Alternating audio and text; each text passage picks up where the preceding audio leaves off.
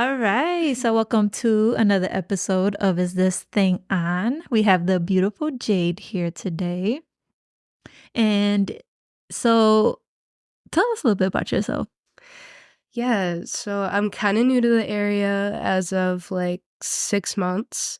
I'm a writer creatively, but as of recently, I've been hoping to get some kind of platform to express my health and like mental health advocacy too. So, yeah, I'm just a music journalist out here vibing, trying to collab with some people in the area, but when you asked me to come on, I was really excited to talk about more than just shoegaze and Yeah. emo music, even though I love it, but nah. Yeah. So, writing, that's interesting. So, you just sticking with the music journaling? You making books? What are you doing? Making books. Writing books? It's really weird. When I was in 8th grade, I broke my right arm, so I started practicing with my left, and I just started writing, like, short stories about zombies and Okay. stuff, and then over the years, it just kinda accumulated to poetry, and then, when I had to get brain surgery, so I'm still recovering physically and all that, but the recovery process just got really isolating, and it still can be, and I was just kinda going crazy because when I learned I had to get that surgery done, I was also, like, applying to colleges and stuff like that, so I never really got a chance to express my writing, so I just kind of took that time of recovery to start interviewing artists, and it all started, in Lakewood. Okay. Mayhalls with Northern Weather, and I was going to just start out with doing like Midwest emo and pop punk and all that. But then I fell in love with shoegaze, and I probably like hyper fixated on it or something. But I just kind of got down the rabbit hole, and now I'm lucky enough to like collab. But yeah, I would like to start. I still write poetry. I just don't share it because now that people read my other stuff, I'm scared. I don't know. It's weird, but putting yourself out there is weird. I actually felt like kind of nervous coming here because I'm like, I'm gonna have to be like vulnerable. It's funny because I just told him, I was like, I need a beer because I get nervous every time Yeah, I I was come like, here. I don't know what it is. no, you know what you're doing. I'm No, not. I don't. I'm winging it. I don't No, you're know. doing great. I'm not used to being the one who's answering Yeah. questions, you know what I mean? So it's new area for me, but I feel comfortable with you though too. Oh, Like that's good. yeah, like you're a really comfortable person. I only obviously met you once, but like you just have like I can talk to you. I don't Oh, know. It's that's cool. good. Good to know. So yeah, just be doing that writing thing. Yeah. It's fun. Yeah. Well, tell us about this arm that you broke. It was my arm. Yeah. Man, God, how did I do sledding? It was sledding. Mm. 8th grade. I was balling. I was having a good time. You know, we're by the overpass, going down that hill, man. Hit a super sick slope, and I just crushed my arm. I have a scar from the Oh my bone coming goodness. out of my wrist. Yeah, so I don't know. I was like, it was Christmas break, so I was like, shit, I'm gonna have to like go back to school and write. Like, how Yeah. am I gonna do this? So, yeah, I'm like kind of ambidextrous now, but my coordination's not the best anymore. I never broke a bone, but my coordination is never the best. So I Man, feel it. I'll tell you what, it's really gross. It's super gross. I don't enjoy it. Breaking stuff, not cool. But the whole incision in the back of my head, that shit hurt more. That I hurt. would imagine. I remember like waking up and I touched it and I just like threw up and went back to sleep. Oh, It was unnecessary to share, but that was also the first time I knew that I'm gonna sound kind of stupid, but they use fentanyl legally, like in hospitals. Didn't know it was a medication. That scared the fuck out of me. That's irrelevant, but yeah. How'd you come across me, by the way? We were doing a video shoot for Prince Ish. Oh, yes, yes, And yes, yes. and then I heard a little bit of like your background, and I'm like, she needs to be on here. What part? The cancer part. Oh God, I Yeah, did I not was have like, cancer. this girl survived brain cancer. Like, that's crazy. Brain cancer. Let's get that. Oh, I thought it was not. Oh, Yeah, that's my no, bad. somebody must have gotten the story mixed up. It was it's not super rare. It's called a Chiari malformation, Okay. and it's essentially when your brainstem is growing out of your skull. And they found that when I was like 14. They're like, it's mild, shouldn't be a problem. If it is, you'll be in like your 20s. And then I started like experiencing like this extensive weird back pain. I was like, I'm gonna just go get an MRI, see what's up there, because I like had remembered that that was a thing. This was like 4 years ago, and they found like a pocket of fluid under my cerebellum, and I was like, that's not cool. Like, let's do a full body MRI, see what that's all about. And I have a syrinx, and it stretches across like 4 vertebrae, and it's not cool to have a cyst on your spinal cord. No. Figured that out. That was not awesome.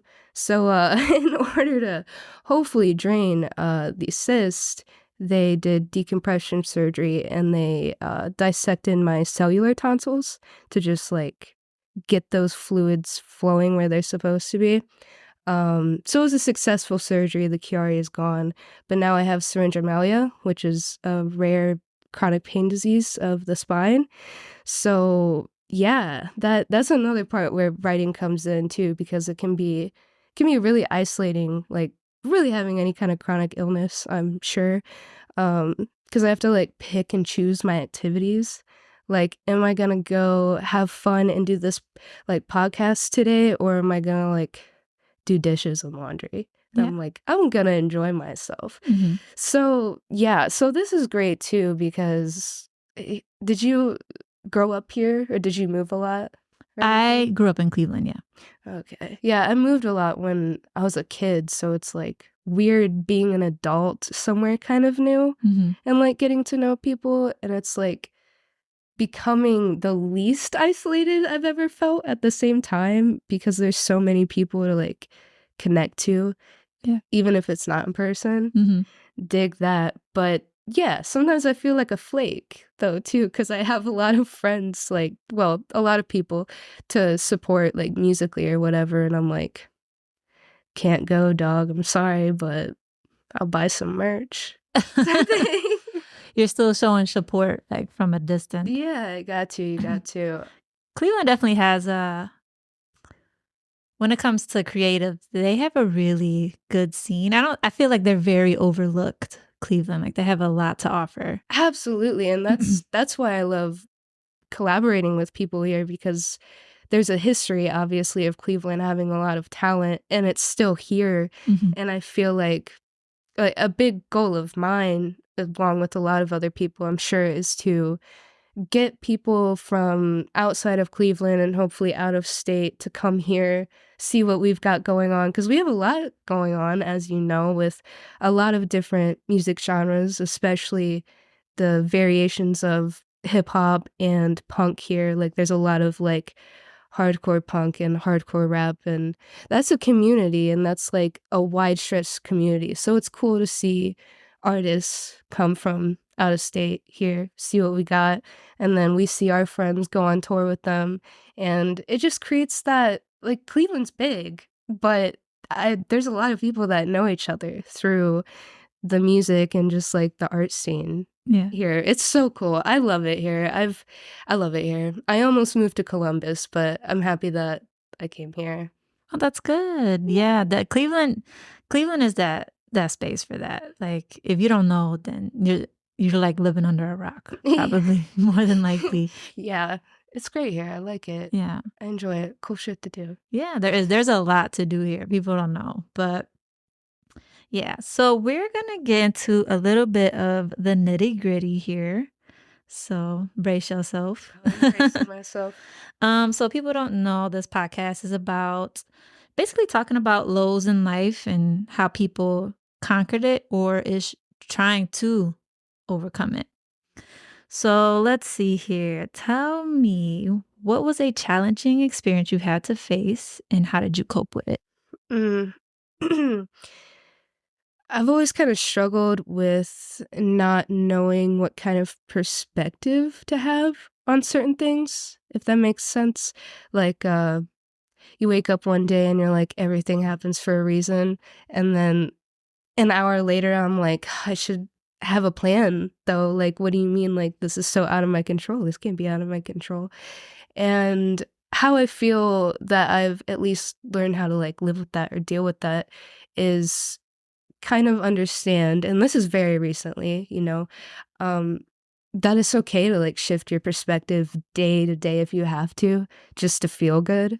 Because I don't know, I would say most of us wake up feeling a little bit different every day, different energy levels. So yeah, I think I've done a good job at trying to become comfortable with feeling different. Give me an example by what you mean by that. So, say like before I got the surgery, I still struggle with mental health, but I can't remember a time where I wasn't like very, very depressed before then. So, my perspective on am I going to get this surgery, potentially be in a lot of pain, more pain than I am now, but in 10 years I'll feel better and I'll be able to mentally and physically be able to do things better than I can now. Or I could not get it, live in pain, but maybe be able to function better for the next 20 years. But 20 years down the line, what if I go get an MRI and the cyst is wrapped around my brain? You know what I mean? So it's like I had to really face like, if I get this done, I'm gonna have to like really, really change my perspective on my mental health. Cause I was like I was in that era where you just want to give up. Like you don't want to do life. So it really pulled me in a way. And now I still struggle with it a little bit because it's like you'll have those pain flare ups, like the really bad pain days. Um, in those days, sometimes they've gotten easier, but it's hard to live with. You know what I mean? It'll be like, I really wish that I could still work 40 hours a week, and I wish that I could still be in childcare. I wish I could go just do this, and this, and just be able to live a quote normal life. And then days like today and just recently, I'm like, if my life was different, I don't think that I would have jumped into doing what I actually love to do because now I have time. So if there are days where I'm like in a lot of pain and I'm down on myself, like I think it's okay to just like be sad for a little bit and like just be okay with that. You know what I mean? But you can't just like stay in that. It's like tomorrow's a new day. So there's a long example of Yeah. that. No, I think everybody goes through that. Yeah, definitely. We are all human. Mm. There's gonna be highs, there's gonna be lows. I just did this like Tony Robbins thing. I don't know if you know who that is, but and somebody had like mentioned on their Facebook group chat, like, oh, I was feeling high energy, but then at the end of the day, that all went away. And I'm just like, well, that's life, like life's gonna throw different curveballs, but there's tools out there to help you with that. You know what I'm saying? And like you have your art or, your writing or different things. So you're not alone in that aspect, and I get the whole pain thing because it's like you can feel very isolated, and then a lot of people don't understand that if you don't deal with chronic pain. Like, No. yeah, it's a different. And it feels that's another thing too, is like not being like nobody understands. You know what I mean? Yeah, Because like obviously I was dealing with the same stuff before surgery, but now it's like the stuff that is not in my control is just which everything can be. That's an issue. It's like it's just I don't know, man. It's weird how everything really does work out for a reason because yeah. I never believed that until this phase of my life. But yeah, there's still people to relate to because like you said, we're human, highs and lows.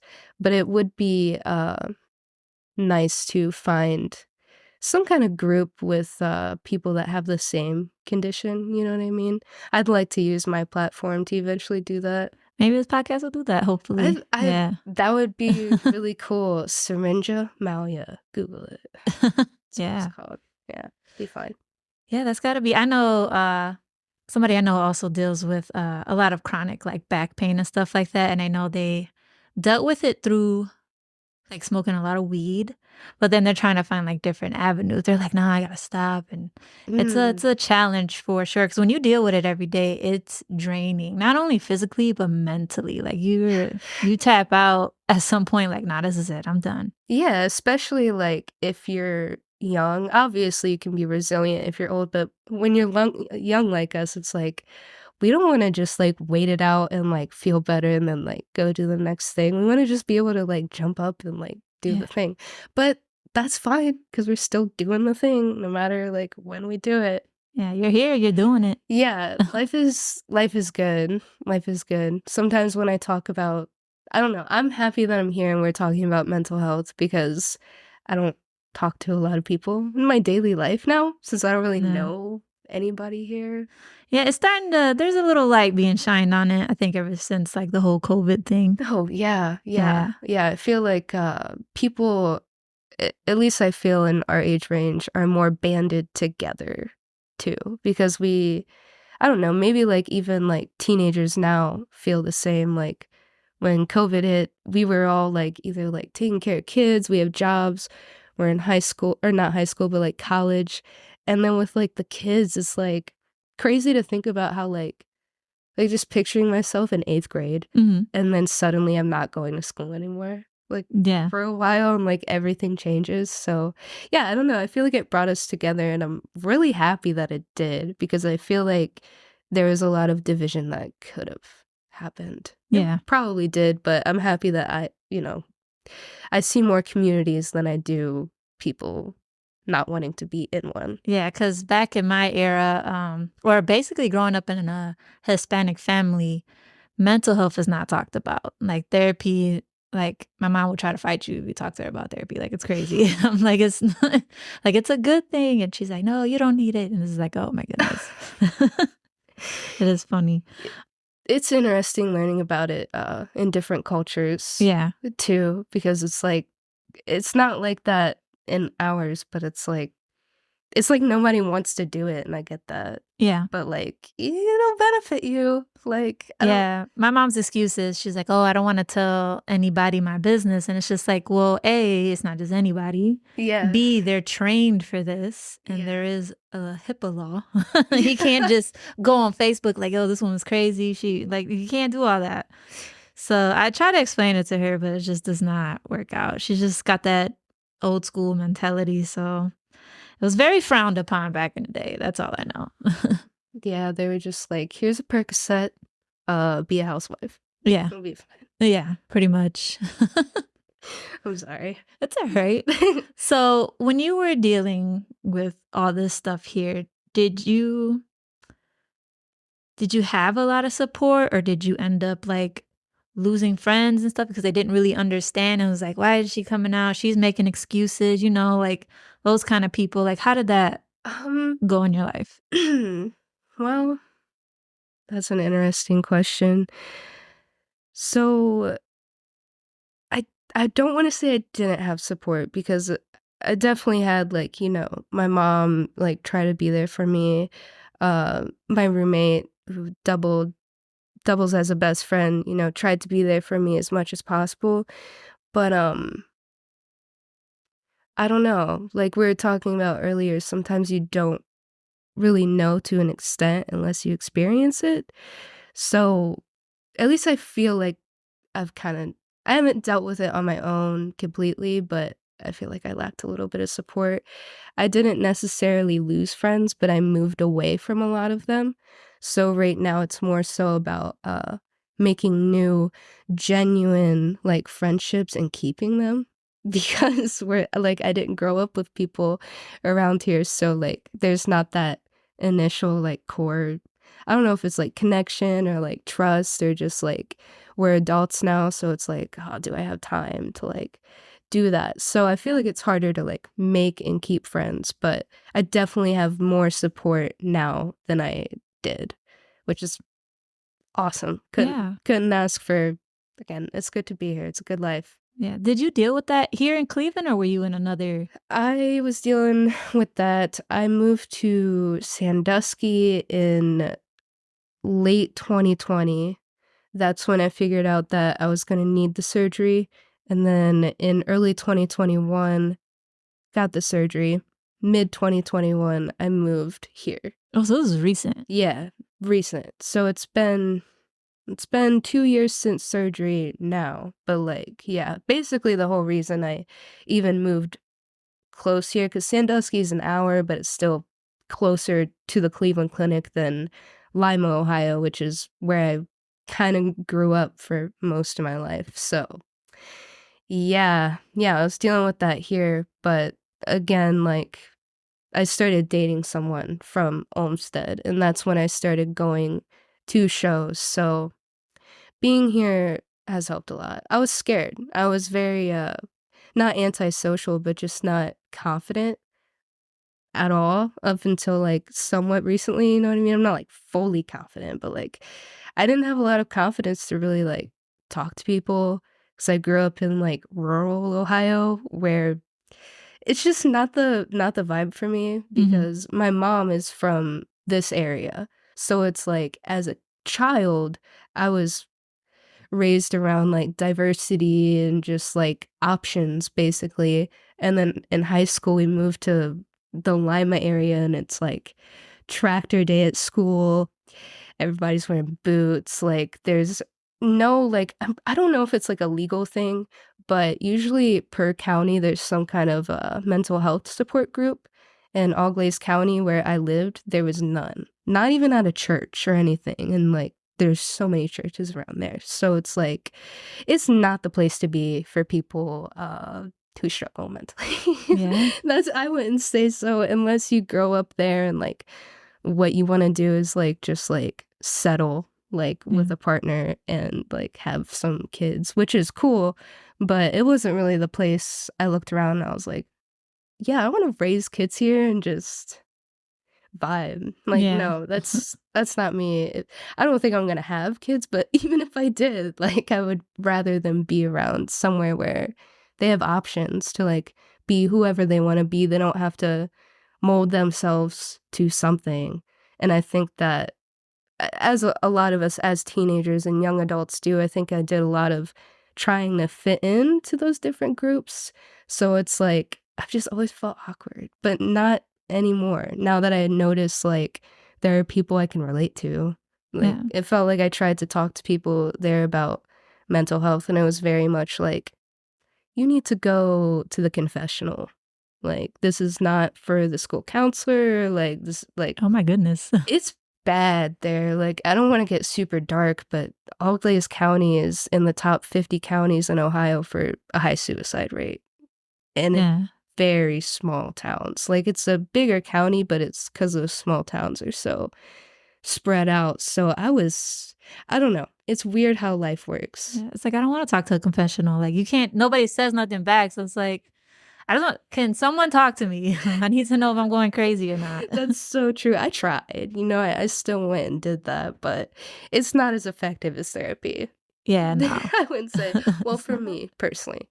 Because I think therapy is good because it's like it's good to have a different perspective outside of your friends and your family because they know you.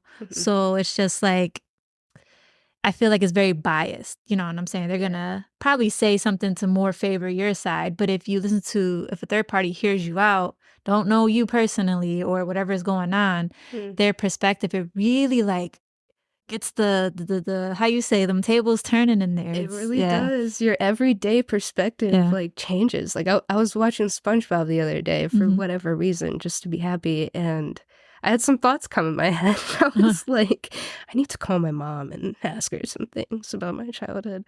Like that's what therapy does. At least me, I don't know. It like opens your mind for sure. Yeah. And then you're just like, because I'm a very I need to know why person. I don't know about you, but like very much like why. Yeah. Like I don't get it. Like tell me, please.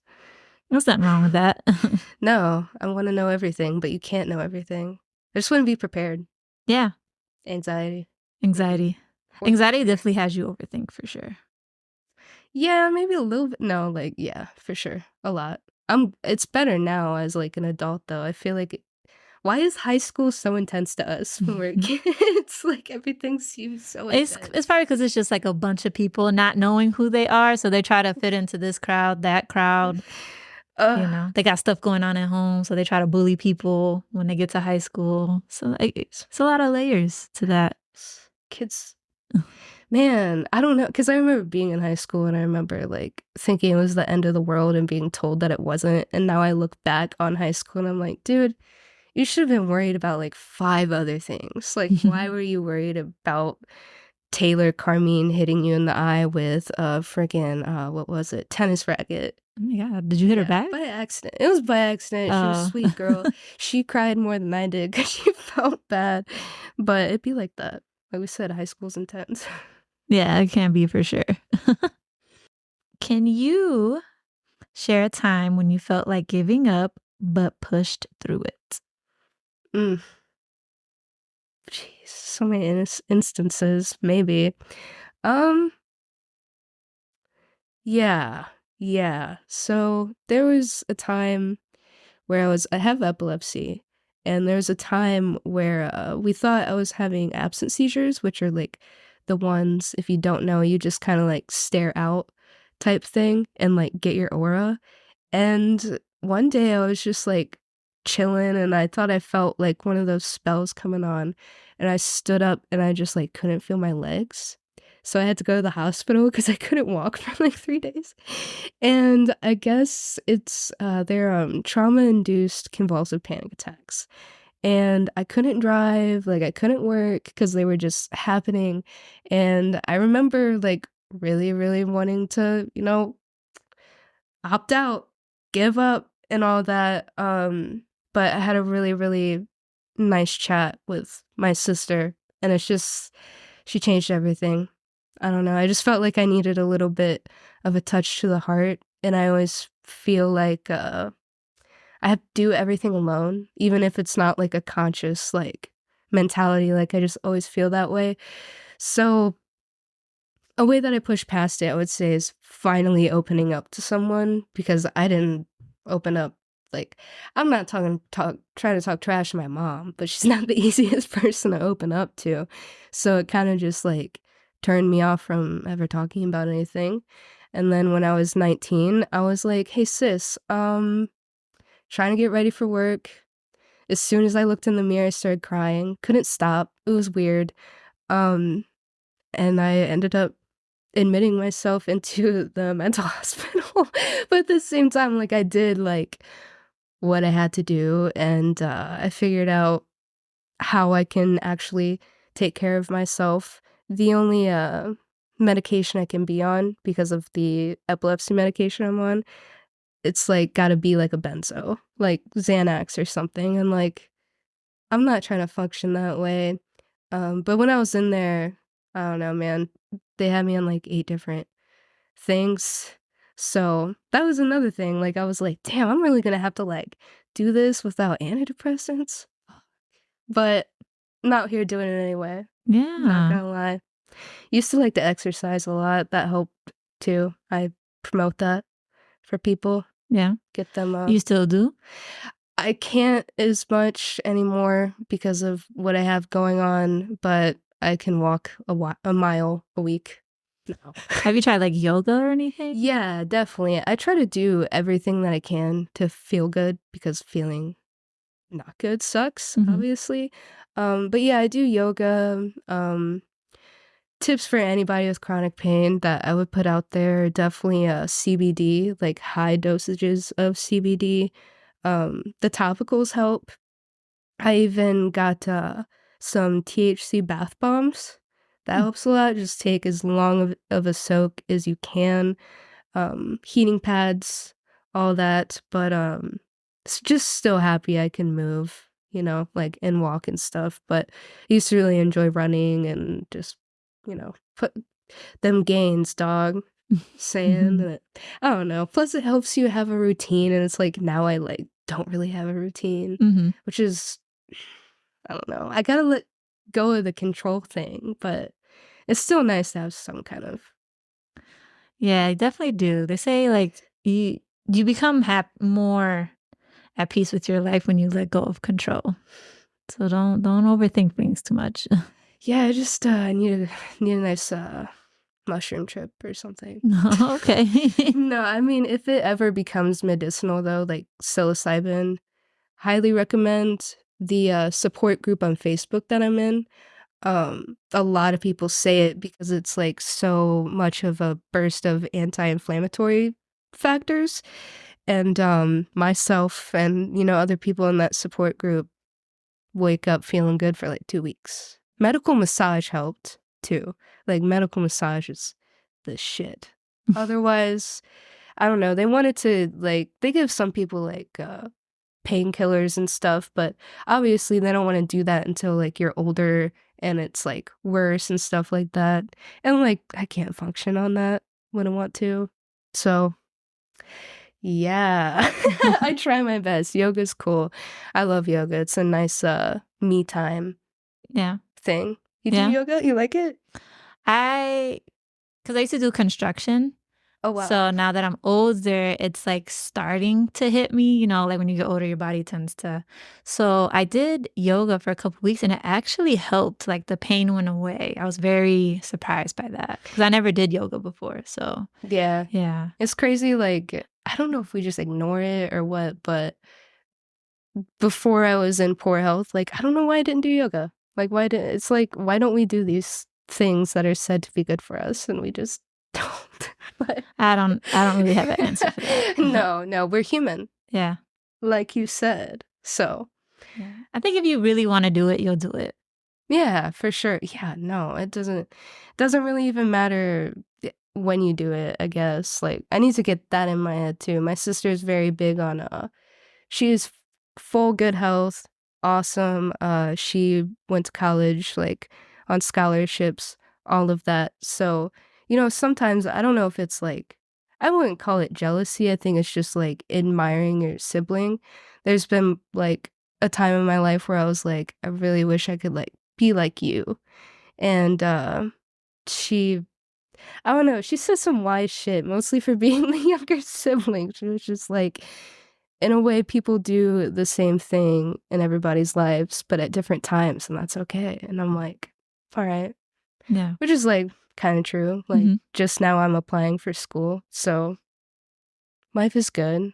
I don't know how the world is going to be, and like feels wild like trying to plan an extensive future in these times. I'm like the future is it's unpredictable. That's why you can't really worry about it. You just got to do you, and we'll come to that road when it's As long as college is cheap for me, I'm down. Oh my goodness. Let's go.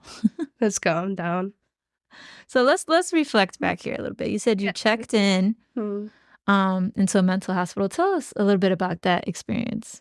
I don't know if it's just because I went to one in a hospital, because I've had friends that have had better or different experiences. You had it here in Cleveland? No, I went to Lima, Ohio's Memorial Hospital, and it was not the best place to go, I would say.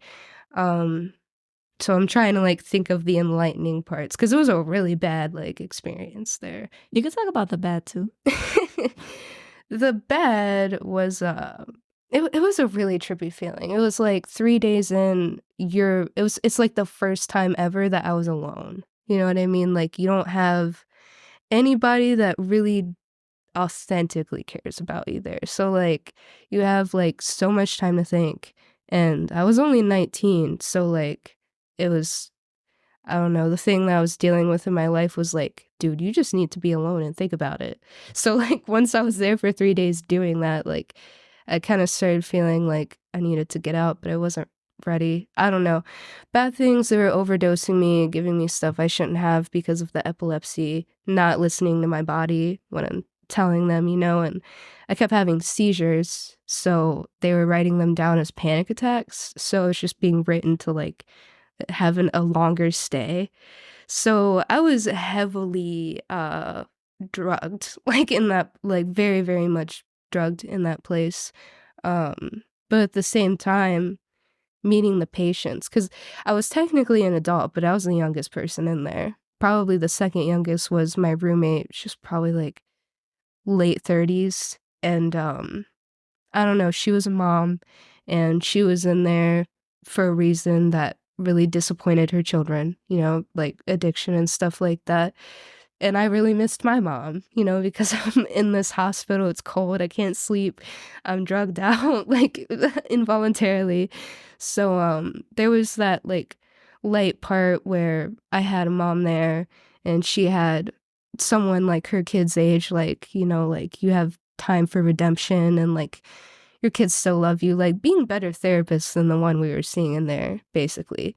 I would say that the patients helped me more than like the doctors did. And I'm not saying that mental health is crap or anything, like mental health care, but that just wasn't the place. Like a hospital is not the place. I would recommend like a rehab center or something, whatever, some kind of community approach, not state, because it was cold and dark. I think mental health hospitals, they have a very, how can I say?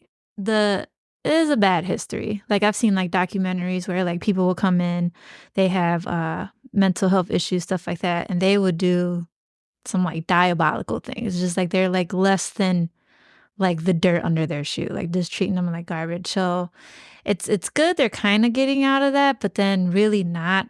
When I worked as a direct support professional, which is basically like taking care of people, older people, and like grown-ups that mentally aren't all the way there, a lot of their backstories were sad. It was just like this one guy, he hit on women a lot. He didn't speak, he didn't, but his thing, like he hit women, like you're a woman worker and he's gonna hit you. And it was because the mental hospitals he was at before, it was just like women were so mean to him. Like they would like make him scarf his food down. If he didn't, he wouldn't eat.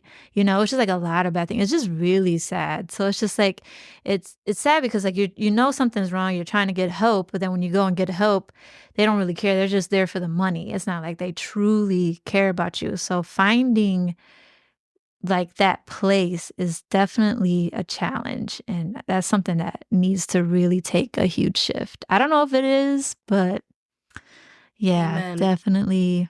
No, amen. Yeah. Like that's very relatable. I had when I realized my experience was different than other people's, when I was in the psych hospital, I had a friend who was in the military in a psych hospital too.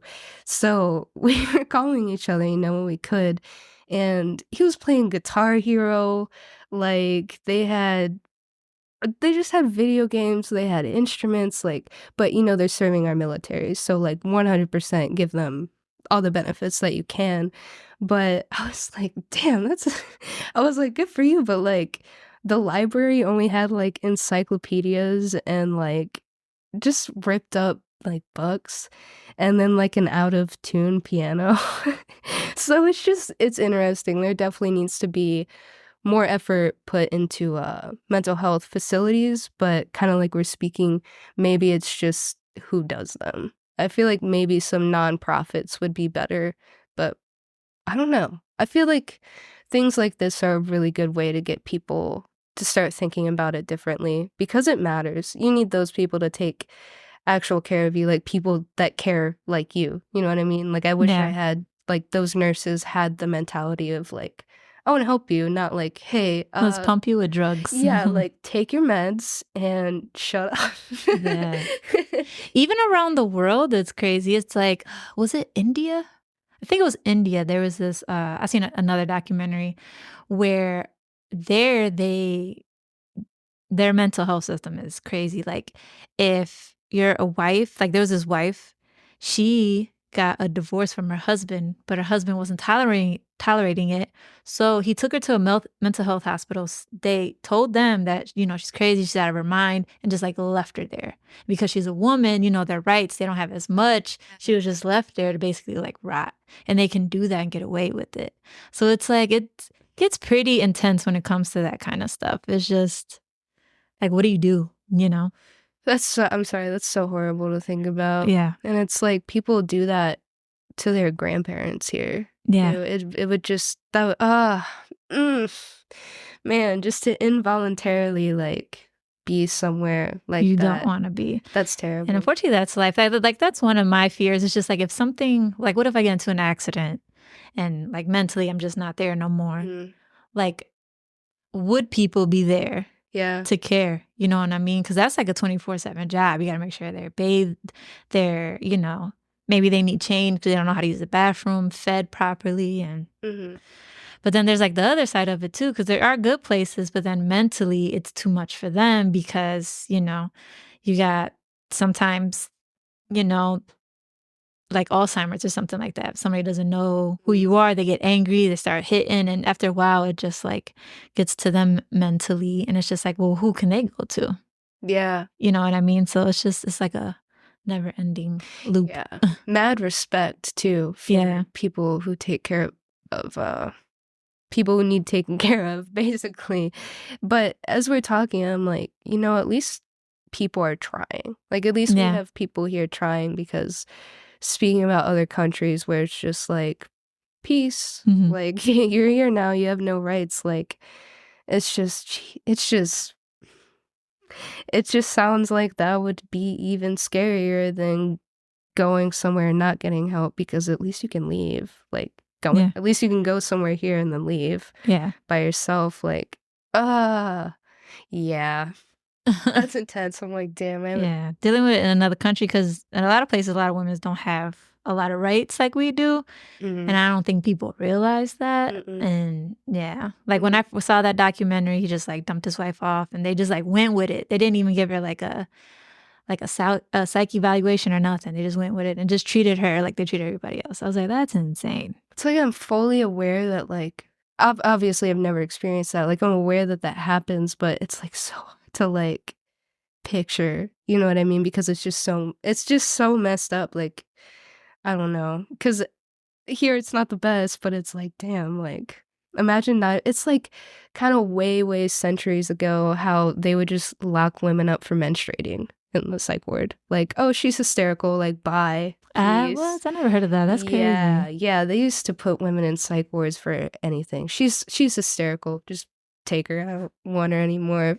They really did. That's insane. So that would suck. So thankfully it's not like that anymore. Humans are crazy. Are crazy. A little bit. With your whole cancer situation, what was the toughest moment for you in that journey?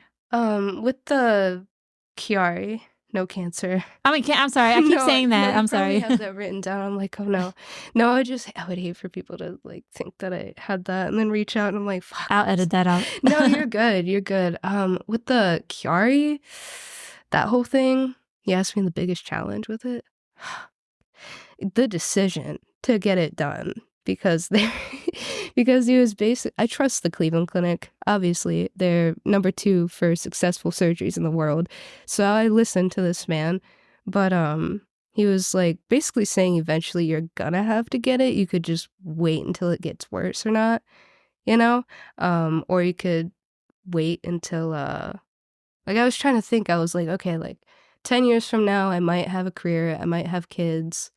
It would suck if I just had to stop my career for however long, not be able to take care of my kids for however long to get this surgery done. And plus your body's going to take longer to heal when you're older. And it's already a long process while you're young. So that was one of the biggest decisions that I had to get over. And I just kind of like, because you can think about it. Like I thought about it for a while, like at least a month and a half before I contacted them back. And it's like, you just gotta go with your gut, man. You just gotta like trust. So happy I did that. They're great there. 10 out of 10 recommend. Yeah, so it definitely, like, helped with what was going on? Yeah, definitely. I mean, I was scared because there's, like obviously, there were chances that I could, like, be paralyzed when I wake up or, like, have, kind of like a different not a different personality, but, like, you can be irritable or, like, they could have messed up the decompression surgery, fiddled with my cerebellum too much, and I wouldn't be able to, like, talk. Mhm. You know what I mean? And I got really lucky. It's not like a miracle case or anything, but I was in the percentage where I didn't really have to take a week to learn how to talk again and learn how to walk again. Fortunately, I don't know if it's the sass or the resilience, but I was talking as soon as I could, after Mhm. waking up. It hurt to talk, so I didn't talk a lot, but they were like, cool. Because they only keep you for like 3 or 4 days. Because if you just lay in bed after that kind of surgery, your body and your brain like convinces itself that you can't do, like you can't walk. So they don't want to keep you in there for too long, which is the brain's crazy. Like that's the thing about all this too, is like it's not boring for me to like learn about. Like Mhm. I like neurology and all that. And shit, like if my case is gonna help other people in the future, do whatever you gotta do. Yeah. Do whatever you gotta do, especially for the kids. Man, like I feel bad for kids who have it. And like parents like of small children, like on that support group page, I'm like, damn, it'd be hard to be a parent. Like I'm like, this is hard, but not a parent though. Yeah. Thank God.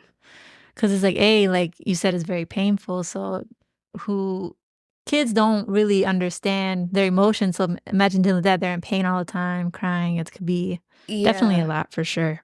Yeah. For sure, for sure. So tell us about your childhood a little bit. What was, some tough moments there for you? Jeez. I would say missing so much school. Mm, Because I don't know. It makes you feel weird as a kid. Obviously, I'm sure there's been times where people, everybody's had to do it, but it was like 4th grade through 8th grade. I was the epilepsy I have is intractable epilepsy, which is like basically unsourced, incurable epilepsy. So we were just going through this phase where we were trying to like get my medicine together and I was having seizures all the time and shit. And like those grades are like very pivotal for math. You know what I mean? So like I had to like basically kind of be half homeschooled and love my mother inherently, but wasn't the best homeschool teacher because with the epilepsy and before we knew it, the Chiari malformation, I have legitimate like memory issues with patterns and routines. And I'll like these days with work, you have an alarm code. I've been working there for 4 months, and just a couple of days ago, I forgot it. And I had to like call the security company and get a new code.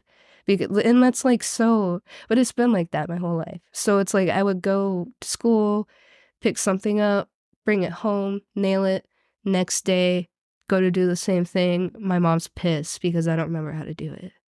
So like that was probably one of the toughest things that I remember that you kind of bring into adulthood. And I think now that we're talking about it, I think it has a lot to do with having confidence in decision making too. mhm, But yeah, that was pretty rough. I didn't really I feel like though as a kid I had a good attitude about it. Now I see the consequences of like being out of school and not interacting with kids and stuff, but as a kid, like I think that I had a pretty good perspective on it. I read like there was this art book that I really wish I knew what it was, but I was a kid. That was in my neurologist's office. It was all these different paintings and sculptures from people of all ages that have epilepsy. And I remember my favorite one was like this picture of just like a bunch of different rainbow colored swirls, and then there was like just one little black dot in all of them. And like, like as one would figure, it was a representation of how it makes them feel different and isolated. And I never really felt that way as a kid. Now I do, but like as a kid, like it was rough going through that medically. But now that we're talking about it, I'm like, kids are awesome. I don't know. I kind of want to take some stuff from that childhood learning moment and not feel, I don't know, like that. What makes you feel more isolated now? Is it because you're in a new city, or is it? It's just like when you're a kid, you don't really realize how you're different when you have something like epilepsy because you're still being a kid. Like you're not conceptualizing work or growing up or anything like that. I can't remember. What was the question? I'm sorry. I'm like trailing off here. Sorry. It's okay. It's a thing. No, it's all right. Yeah. So you said you felt isolated, like now compared to when you were a child. Yeah, like I didn't have to do anything when I was a kid. So it's like now I have to set up a life to where if my epilepsy gets bad again, I can make sure I can still like work from home, or like I'm in a city where I can take like public transportation or something like that. What I'm more concerned about is the syringomyelia. I want to have a positive attitude, and I'm going to hope that it doesn't get worse. But statistically, it's going to get worse. So if I'm already like, I'm not even going to lie, like I use a shower chair. Sometimes I like need a cane to like go stand at shows, like type thing. I will try as hard as possible not to use it because I'm resilient. But if I could use and need to use those things at 27 and I live to 50, like, am I going to be able to walk when I'm like 45? You know what I mean? So yeah, so I got to make sure that I'm gentle on my body, but I also want to live and, have fun. But right now, I really, really have to set up a future of not preparing for the worst, but just like seeing things a little bit realistically. And I don't want, I want to be good for myself. So what is the worst? Like, will you become where you won't be able to walk anymore, or? yeah, I won't be able to walk, which, you can't walk. You can't basically do everything else for yourself. Mhm. And even right now, I'm blessed to have a really good partner that'll like cook dinner or Mhm. like do whatever I feel like I can't do, but I don't want it to be like that, which is fine. But I don't know. It's giving up a lot of what do you call it? A lot of independence. Mhm. So I'm like preparing for that. But I'll be alive. I still got my brain, and like that's a thing that I've tried to like have and like as early as I could in like just being conscious is like being like, if you can't walk one day and it's just like you and your brain, or if you're like bound to bed when you're really, really old and you can't do anything like talk, but your brain is still working, I want to be cool with myself and like have things to reflect on and just like be in a good mindset. Yeah. Maybe that's a little too intense to like keep preparing for the future, but it's just changed so rapidly like in the past 2 years. So I just want to be on it. I feel sharper. Like that's cool. My coordination was really messed up, so if you caught me before surgery, I'd probably be even more nervous because I would like my brain moves faster than my mouth does because of the coordination thing. So there were times where like I would and I used to forget things way sooner too. Like I would just stop myself from talking and just summarize whatever I had to say or just not say anything because I was scared that I would go to say whatever I had to say, either forget it or like mush up my words and not be able to talk. So I think that was a huge confidence thing too. I'm not like super confident now, but I am aware that I can speak Yeah. now and not feel like an idiot. Yeah. It's nice. So what type of like projects are you working on today to help you through it? Today, I actually have a band interview after this, which Okay. that'll be fun. So just doing band interviews, um recently I've been writing for a website called posttrash.com, and that's been really fun.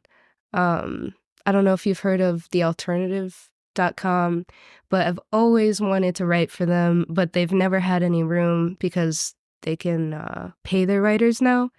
And I just got in contact with one of the editors, Zach, and now I'll be writing for them. That's good. Not consistently, but he's cool enough to like let me feature. So just doing stuff like that to keep my mind right, because I'm like also in the middle of like as I'm trying to apply for college, I'm like trying to get this SSI case over with. Like I would have just stopped it if it weren't like 2 years in it. So yeah, I'm just trying to like stay in music. I'm trying to curate a band. I've been writing songs, but it's like everybody's already doing something else with like 3 other bands. So I think I just might rent out a space and start recording and pay a producer because I don't know if I have the patience for that. I know what I like to hear, but Yeah. So you sing? I do. Yeah. Okay. Yeah. That's like, yeah, I do. I like to very much. That's good. Yeah. I used to play guitar and then I lost the muscle memory after surgery, but I'm picking it up again. And yeah, I'd like to just, I don't know if I want to do solo, probably start solo, and I don't know, because I'm scared of performing. Like, I have the opportunity to be in this one band, and like, they've been playing shows for like 7 years now, and I just got the confidence to like do my thing around them. They were at the house one night just jamming. I came home from a show. I had a couple tequila shots, I'm not gonna lie. And I was like, yo, pass the mic. Let's do it.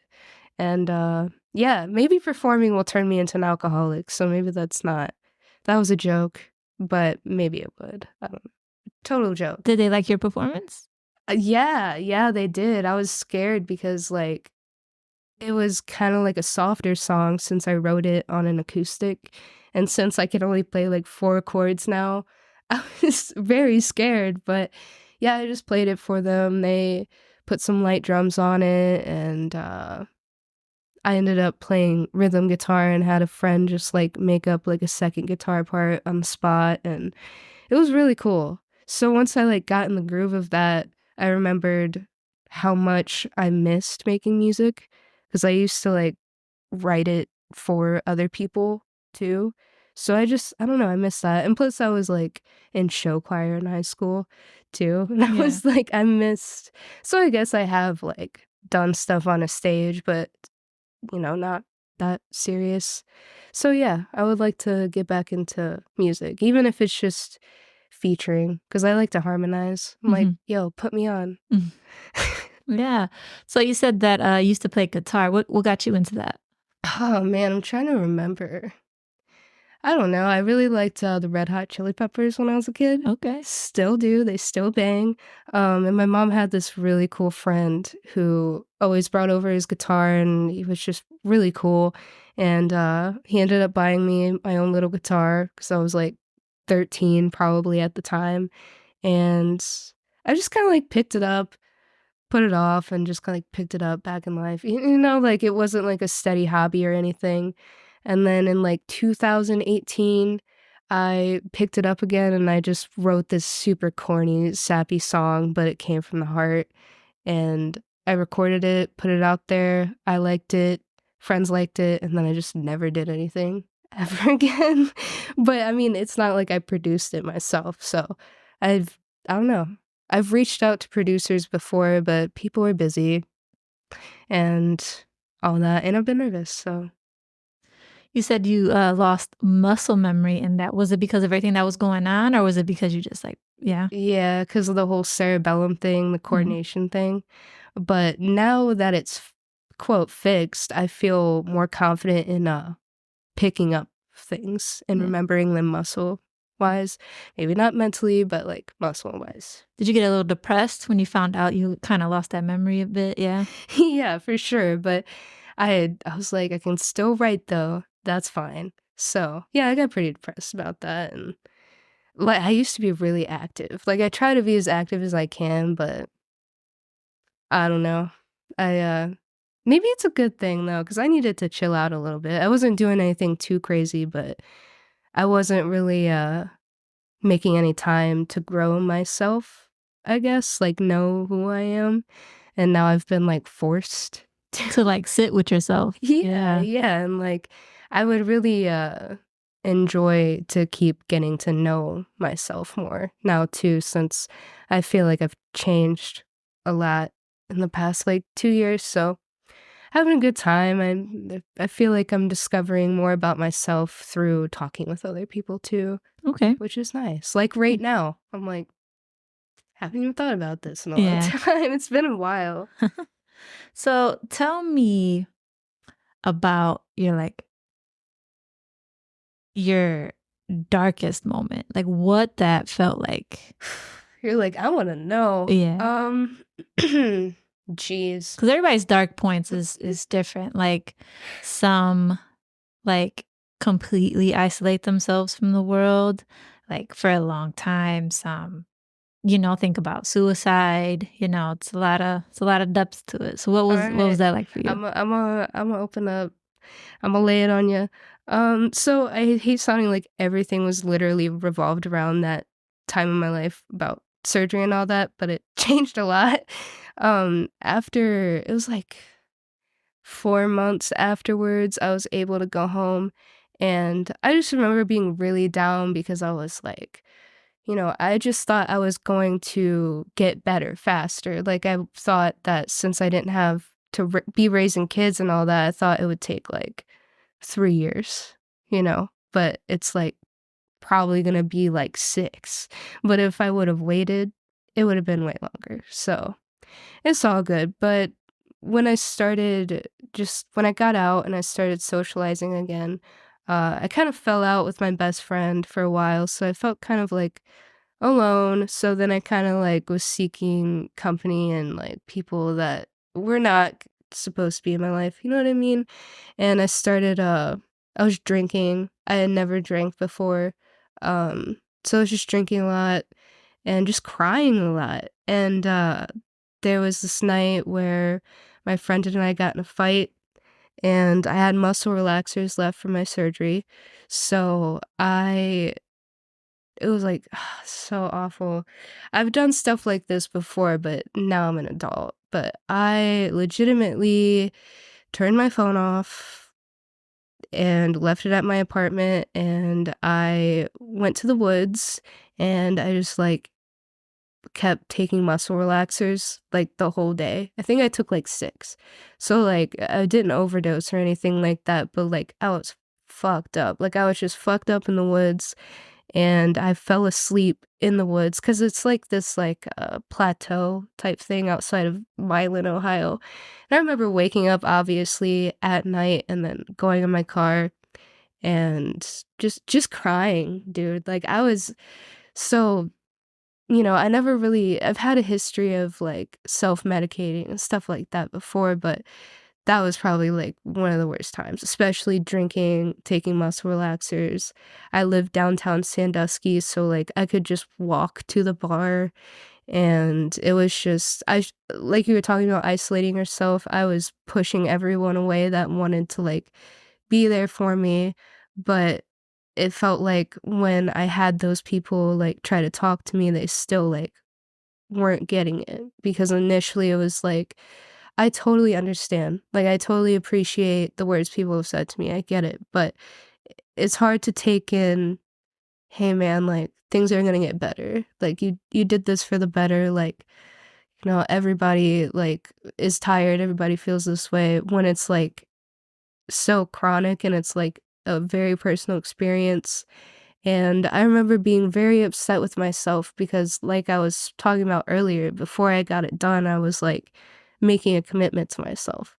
Because before I got it done, like the 3 months after I learned that I needed it, I just like, that's probably when I went off the rails, honestly. And then it just kind of like got worse and continued for like 2 or 3 months after I got back from brain surgery. But a dark, dark time. Dark, dark time. I'd say like 19 up until like a year and a half ago are really, really hard. And I feel bad for all of those people who have come back in my life. So I'm blessed. But yeah, that was rough. So when you said that, what people were telling you, like, it meant a lot, but it really just that's not what you wanted to hear. What would have been something that you wanted to hear? I didn't want to hear anything. I just wanted someone to be there. I really didn't want anybody to say anything, really. It was like, but how are you supposed to know what someone needs without telling them? But I Yeah. didn't know what I needed. Well, I guess, what does be there mean to you, though? Because be there can mean a lot of different things, and you don't know what the future holds. So maybe this will be a good platform to say that. That way they know. You're right. Just like when I need to like vent. If you don't feel like listening, if you don't have the mental energy, tell me. You know what I Hmm. mean? But if I'm like, fuck, I hate this thing, don't like it. Why's it gotta be a thing? And it has to do with like my illnesses. Just listen. Just be like, ah, dude, that sucks. Because that's Like, yeah, fuck okay. that thing. Yeah, Yeah. and it's like so okay to like I have friends who are like that too. Like after I've communicated, like, bro, you don't have to say like you're so strong. Like this was because I know, you know Mhm. what I mean. I'm like, I know. I just need you to be there and be like, that sucks, dude. Yeah. Let's go get some food now. And I'll be like, cool. So but that does not mean I do not appreciate all the good positive things that people have said to me. 100. You just want them to be like in that rage room with you. Like, Just yeah, let's. not even like just like it's probably a me thing, but it's kind of invalidating when Mm, like someone's like, "Hey bro, like everybody feels that way." And it's like, "Yeah, but I also lived a life before this happens. So I know." mhm, Like just like, I know what it feels like, I'm sure we all do, of, like, wanting to help someone and there's, like, technically not really anything you can do, but you can still listen, and mhm, I feel like that's something that everybody has to, like, kinda learn too is, like, sometimes you don't need to have something to say about everything, you just gotta listen. So, I needed that, but therapy helped. I got a really good therapist. that's good. Those are kinda hard to find sometimes. I've heard that. I've Yeah, heard you have to that. go through a few. I've gotten lucky because That's good. first therapist ever, and I've heard so many like somewhat horror stories about people having bad relationships with Mhm. therapists. So I'm lucky. Yeah. I am out here lucky as fuck because I like Peter, Dr. Peter. Dr. Peter, shout out to him. Shout out to him, man. I love that guy. He's been doing it for 40 years now. He's the one who gave me the ADHD diagnosis. He was like, Mm, "Have you ever?" And I was like, "All the time." I was like, "All the time. yeah. All the time." So, Yeah, it took a therapist to help me realize that I was, like, ever since I was a kid that I was depressed, and I didn't know that.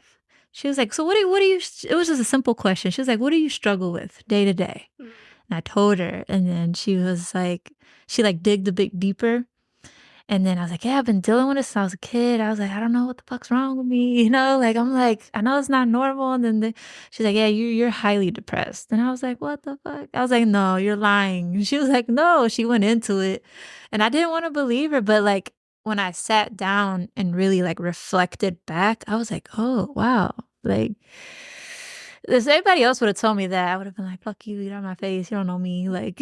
plus you said your mom kinda, like, denied the existence of Therapy, yeah. yeah, that's in the Hispanic culture, it's not a thing. Yeah, Yeah. yeah, my family just has a record of not wanting to do anything about themselves. Mhm. Generational curses. Yeah. Breaking that, man. Because in a Hispanic family, like, you just weren't allowed to really talk about anything. Like, if you had emotions as a kid, you weren't allowed to have them. You need to just sit in your room, just sit with that.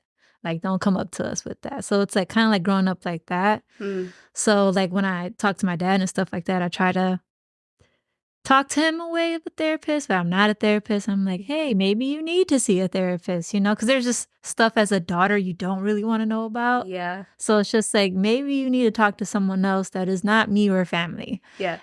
But I don't know if it's going in one ear out the other, but It might work one day if you just yeah, drill them enough. maybe, hopefully. That's the hope.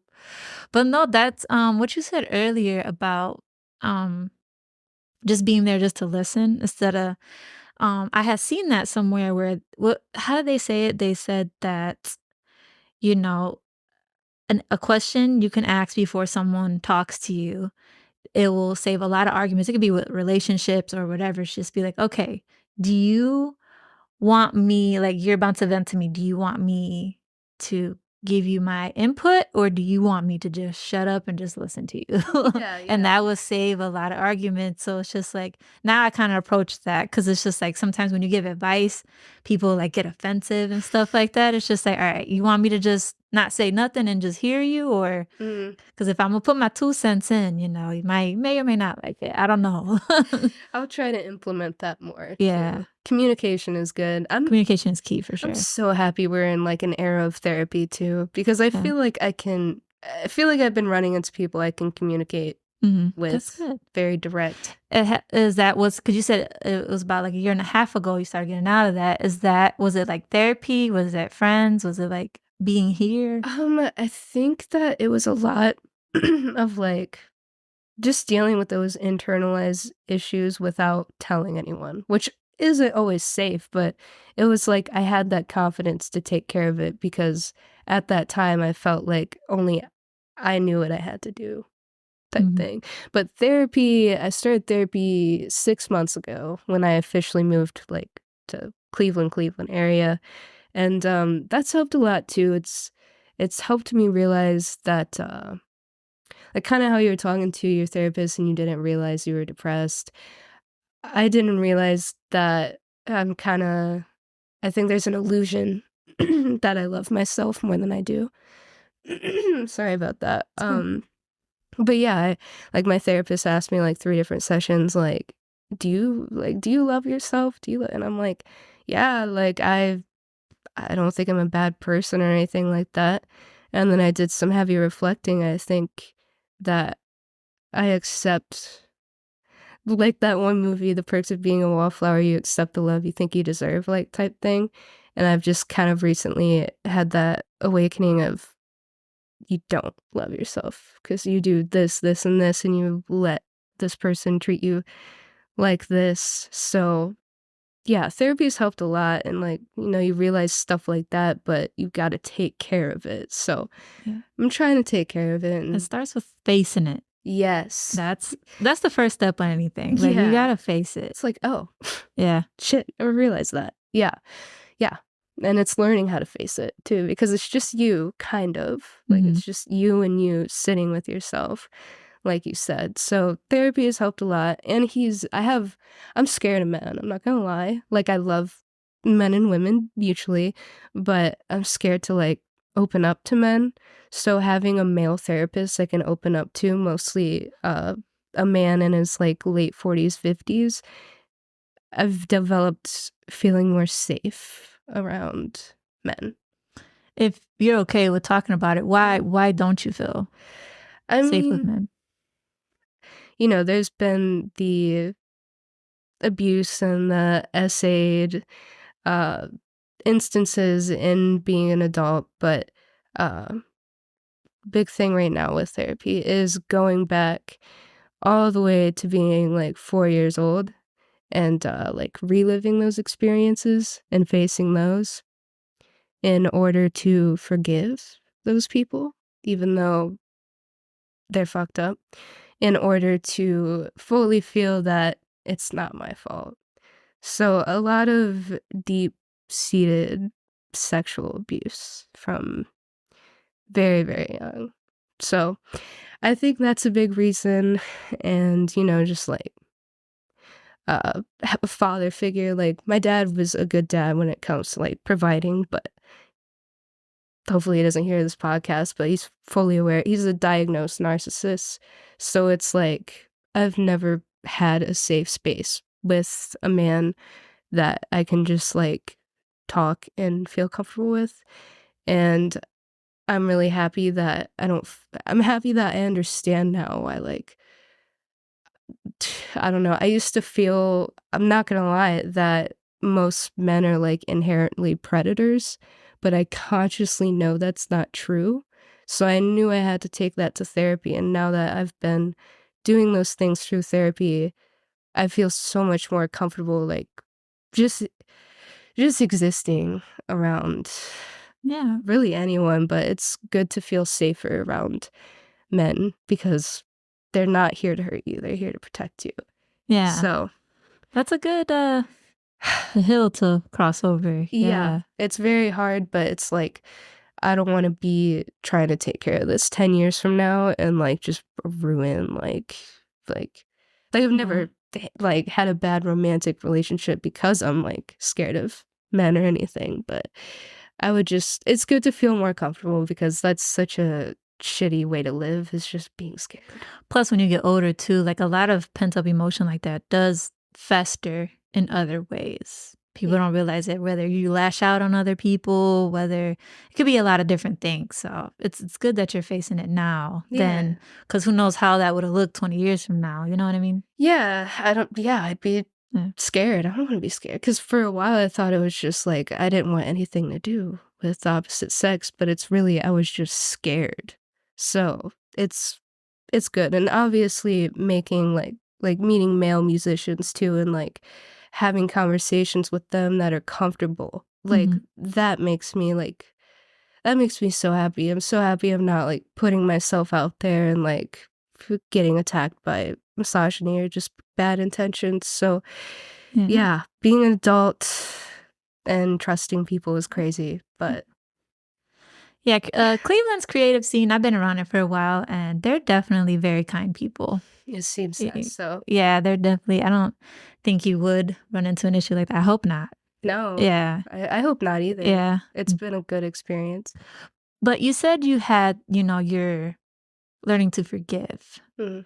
And how are you going about that? I know that's got to be a very challenging thing. Um, it's kind of hard for me to understand because I feel like the forgiveness aspect might be more within the subconscious, like that you gain through the therapy type thing, because it's kind of like hypnosis, CPTSD therapy. That's what it is.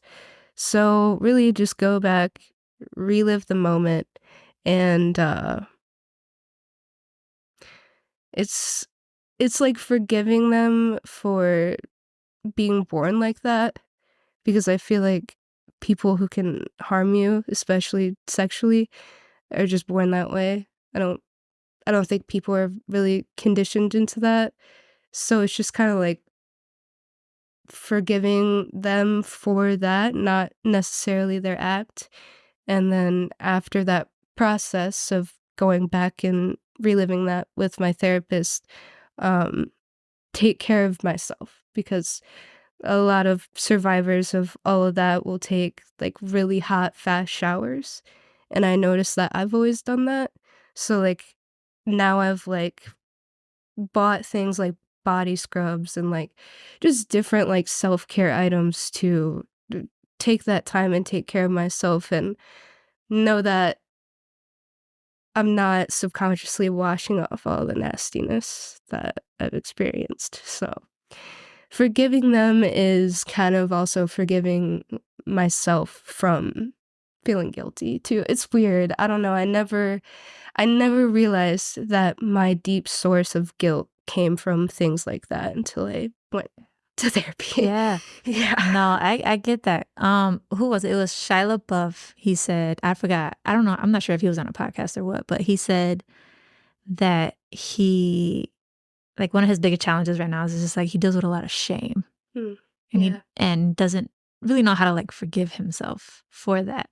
And I totally resonate with that. It's just like I'm at a point in my life where I'm trying to forgive myself for a lot of things because I feel like I can't start to forgive people until I forgive myself. And what that looks like, I have no fucking clue. I'm trying to figure it out, but the good thing is I'm trying to figure it out. You Mhm. know what I mean? So it's going to be a road for sure. That's not an overnight thing.